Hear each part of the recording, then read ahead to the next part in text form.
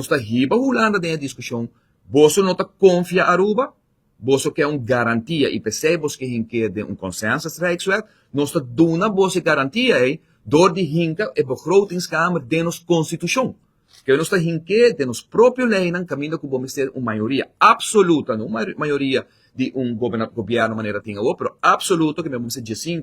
voto vai arriba de parlamento para o cambio norma para por duna e garantia necessária na Holanda. Pero pensei em um lugar, nós vamos ter consensus na Aruba. Nós vamos ter Frente Nacional, caminho com todo partido político, Evelyn to stop acusar Herlin com Mike, e Mike com Herlin to stop acusar Evelyn, e nós também vai trabalhar para o país aqui, para sobre nós quer o bem-estar de comunidade do país Aruba. E nós tudo temos a mesma linha. Mas escuta o senhor Eyman disse que não quer entregar a autonomia, mas escuta o senhor Eyman disse que não está fazendo aqui para a placa, mas escuta a senhora Evelyn ou Eve Cruz disse que não quer entregar a autonomia, e que talvez para fazer sacrifício para nos mês paga, se nos mês paga, para a ideia aqui, anterior nos mês ser a cabeça, e stop que da culpa outro, que da tira musta dedre, para outro maneira de tomar lugar no momento aqui.